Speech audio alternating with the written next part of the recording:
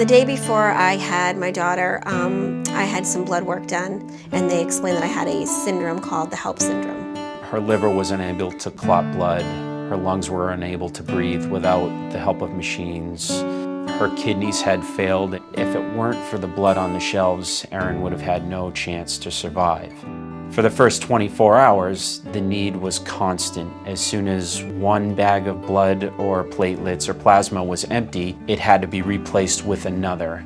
There's always a need for blood because blood is actually a perishable product. The blood drives, such as the ones hosted by the Knights of Columbus, are critical to meeting the need of our New Hampshire hospitals and local hospitals here all around New England. The Knights want to actually increase blood drives by double over the next few years, and they are on track to do that. The Knights of Columbus is an organization that provides service in so many areas in the community.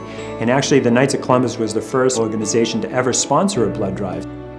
I am a double red cell donor, and I try to arrange my schedule so that I'm able to do that. I've been donating blood now for about 4 years. This is something that I can do to help other people.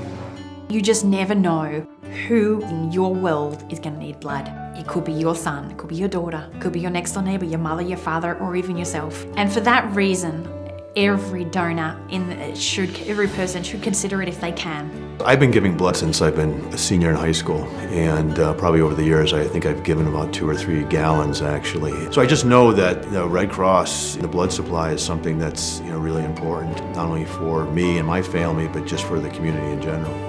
We didn't know that Erin was going to live for 7 days.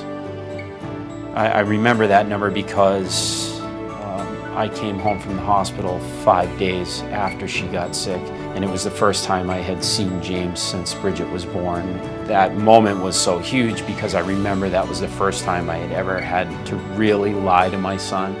But at that point, I didn't know Mommy was going to be okay, and I told him she was.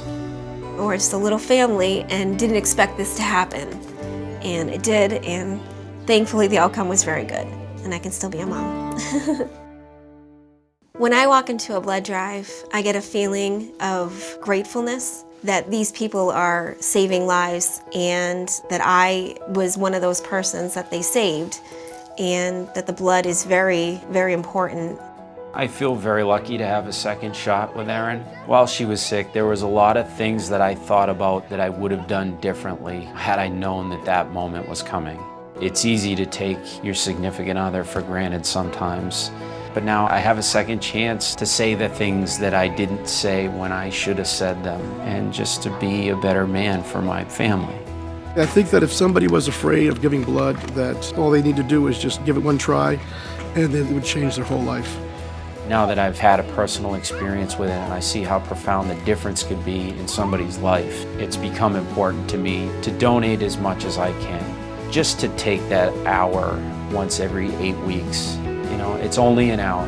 You can spare that and get out there and make a difference in somebody's life.